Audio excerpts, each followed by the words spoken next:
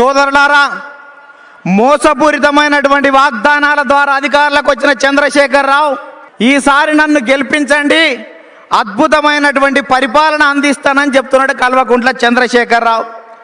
శోభనం గదిలో ఉన్నోడు బయటికి వచ్చి మళ్ళీ పెళ్లి చేయండిరా కవల పిల్లలకు అనేది ఉంది అంటే ఎట్లుంటుందో కేసీఆర్ వ్యవహారం అట్లుంది అని ఈ సందర్భంగా మనవి చేస్తున్నా. అయ్యా కేసీఆర్, పరిపాలన మొత్తం బ్రోకర్ మాటలు, బోగస్ హామీలే. ఎన్నికల మేనిఫెస్టో నాకు భగవద్గీతను నిత్యం స్మరించావు, ఎన్నికల హామీలను విస్మరించావు, అమలు కాని హామీల వరద కురిపించావు, నిత్యం ప్రజల్ని ఊరించినటువంటి చరిత్ర నీది అని చాలా స్ఫూర్తిగా చెప్తున్నా. బంగారు తెలంగాణ చేస్తానన్న కేసీఆర్ హామీని నమ్మి 17,000 కోట్ల మిగులు బడ్జెట్తో దేశంలో 2వ ధనిక రాష్ట్రాన్ని కేసీఆర్ చేతులు పెడితే అప్పులు చేసిండు తప్ప ఏ ఒక్క హామీని నెరవేర్చలే. ఇవాళ టీఆర్ఎస్ నాయకులను అడిగితే మేషేగాడనేమో కోడెలమంటుండ్రు, దున్నేగాడికి వస్తే దూడెలమనేటువంటి పరిస్థితి ఉంది. ఇవాళ కేసీఆర్ అధికారులకు వచ్చిన తర్వాత రాష్ట్రానికి అప్పులు పెరిగినాయి, కేసీఆర్ కుటుంబానికి ఆస్తులు పెరిగినటువంటి విషయం చాలా స్పష్టంగా ఉంది. అయ్యావో కల్వకుంట్ల చంద్రశేఖరరావు మొన్న 100కు 100% హామీలు అమలు చేసిన అని చెప్తున్నాడు. ఇవాళ కేసీఆర్ నేను చాలా సూటిగా స్పష్టంగా ప్రశ్నిస్తున్నా, నీ హామీలన్నీ గుర్తు చేస్తున్నా.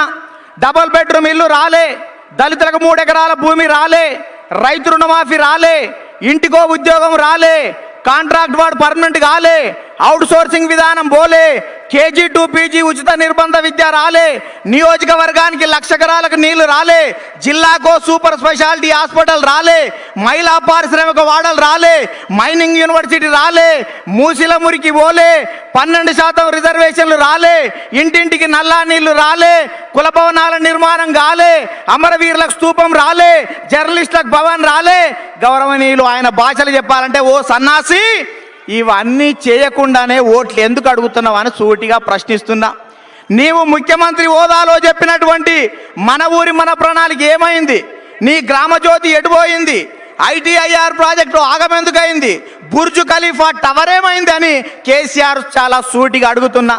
ఎన్నికల ముందు చెప్పిండు, కరీంనగర్ న్యూయార్క్ చేస్తా, వరంగల్ లండన్ చేస్తా, ఓల్డ్ సిటీ ఇస్తాంబుల్ చేస్తా, యాదగిరిగుట్టని వాటికన్ చేస్తా, హైదరాబాదు డల్లాస్ని చేస్తానన్న కేసీఆర్ ఇలా బేటన్ టాటాన్ చేసిండు, బిడ్డని బిర్లాన్ చేసిండు, అల్లుని అంబాని చేసిండు. తెలంగాణకు తెడ్డు చూపించిండా లేదా అని చాలా సూటిగా అడుగుతున్నా. అందుకనే సోదరులారా, మనం ఆలోచించాలి. ఒక కాసిం రజ్వీ, ఒక తుగ్లక్, ఒక అపరిచితుడు ముగ్గురు కలిస్తే కల్వకుంట్ల చంద్రశేఖరరావు అవుతాడు. ఫిరాయింపుల మీద ఉన్న శ్రద్ధ పిడికెడు అభివృద్ధి మీద లేదు. పరిపాలన మీద దృష్టి పెట్టవలసిన ముఖ్యమంత్రి ప్రతిపక్ష నేతల మీద దృష్టి పెడుతుండ్రు. ఇవాళ ఈ జిల్లాలో కూడా చాలా మంది మంత్రులు ఉన్నారు. వాళ్ళ పనేందయ్య అంటే కార్లల్లో కండువాలు వేసుకొని, మనం గతంలో గ్రామాలలో చూసేది పొద్దుగాల లేవంగానే ఖాళీ బీర్ సీసాలు కొంటాం, పాత ఇనుప సామాన్ కొంటామని తిరిగేటట్టుగా ఇలా పక్క పార్టీ లీడర్లను కొంటామని తిరుగుతున్న సన్నాసులు ఇవాళ ఈ జిల్లాలో ఉన్నటువంటి మంత్రులు అని ఈ సందర్భంగా నేను మనవి చేస్తున్నా.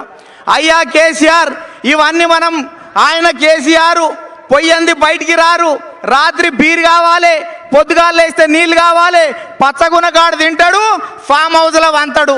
ఆయన మొన్న మాట్లాడుతుండు, మీ అంతు చూస్తా అని మాట్లాడుతుండు. అయ్యా కేసీఆర్, నిన్ను రూమ్లు వేసి 5 నెంబర్ మీద ఫ్యాన్ పెడితే ఆ గోడకి ఈ గోడ కొట్టుకొని బూక్తావు, నువ్వు మమ్మల్ని ఏంది చేసేది అని చాలా సూటిగా అడుగుతున్నా. ఇవాళ ఇప్పటికి కూడా తెలంగాణ రాష్ట్రం వచ్చినా ఇంకా ఉద్యమం నడుస్తున్నటువంటి పరిస్థితిని క్రియేట్ చేస్తుండు. అందుకనే కేసీఆర్ను చూస్తే శివలింగం మీద తేలెంతో కేసీఆర్ అంతా. లింగం మీద తేలు కూర్చుంటే లింగాన్ని మొక్కుదామంటేనేమో తేలు గరుస్తుంది, దాన్ని చెప్పుతోటి కొడదామంటేనేమో కింద లింగం ఉంటుంది. తేలేమో లింగం మీద కూర్చుంది, కేసీఆర్ ఏమో వాదం మీద కూర్చున్నాడు. చాలా సూటిగా అడుగుతున్న సోదరులారా, ఉద్యమ సమయంలో చెప్పిండు, మొదటి లాఠీ అయినా, మొదటి తూట అయినా, మొదటి బలిదానమైనా నాతోటే ప్రారంభం కావాలన్న కల్వకుంట్ల చంద్రశేఖరరావు, నీ కుటుంబంలో ఎవరైనా బలిదానం చేశారా అని చూటిగా అడుగుతున్నా. ఇటువంటి పరిస్థితులలో నేను ఈ దేశంలో నెంబర్ 1 ముఖ్యమంత్రిని అంటున్నాడు. మనం ఒకసారి ఆలోచన చేయాలి. ఈ దేశంలో అతి ఎక్కువ తీసుకునే దాంట్లో మొదటి ముఖ్యమంత్రి, ఈ దేశంలో అవినీతిలో 2వ స్థానంలో ఉన్నాం, రైతు ఆత్మహత్యల్లో 2వ స్థానంలో ఉన్నాం. ఇది మనం చెప్పేది కాదు, national crime record bureau bureau నివేదిక చెప్తుంది. మహిళా రైతు ఆత్మహత్యల్లో మొదటి స్థానంలో ఉన్నాం. అప్పులతో సతమతమయ్యే రైతుల్లో మొదటి స్థానంలో ఉన్నాం. అక్షరాస్యతలో 35వ స్థానంలో ఉన్నాం. విద్యా నాణ్యతలో 28వ స్థానంలో ఉన్నాం. సౌత్లో లిక్కర్ల మొదటి స్థానంలో ఉన్నాం. లిక్కర్ల ఫస్ట్ ఉన్నాం, లిటరసీల లాస్ట్ ఉన్నామా లేదా అని అడుగుతున్నా.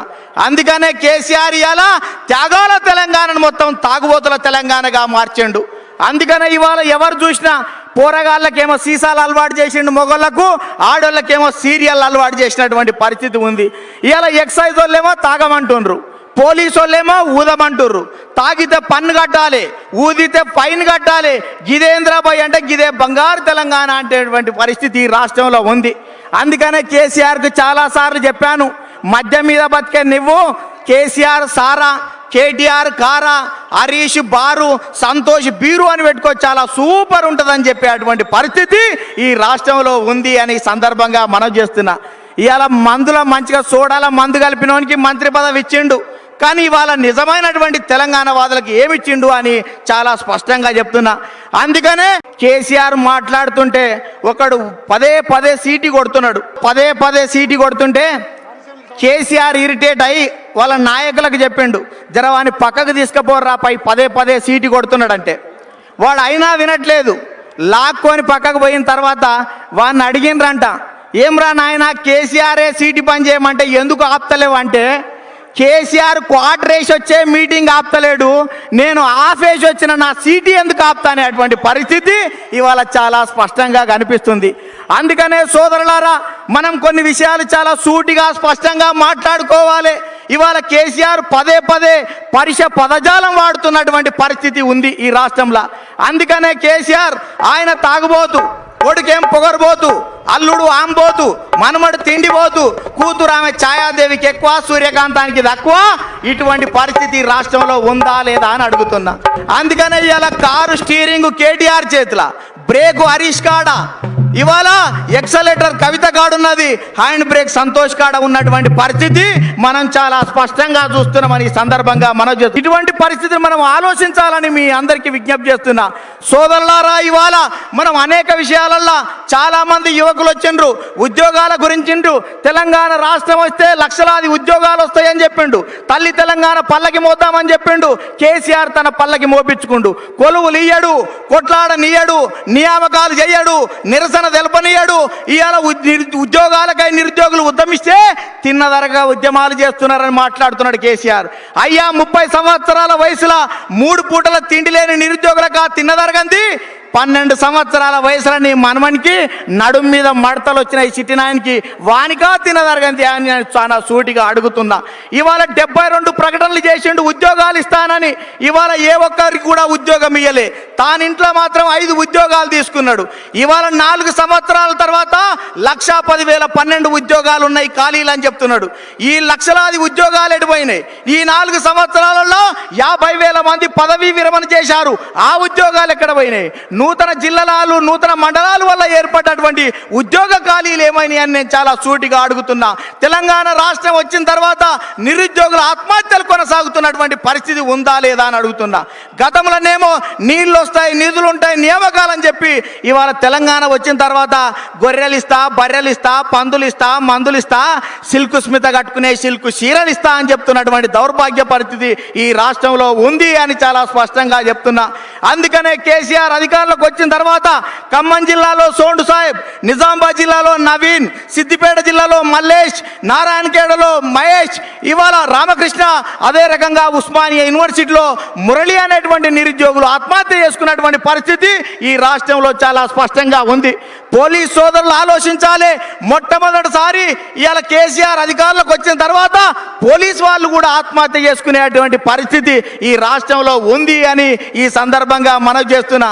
అందుకనే పోలీస్ సోదరులారా, మీరు విధి నిర్వహణలో ఉన్నారు.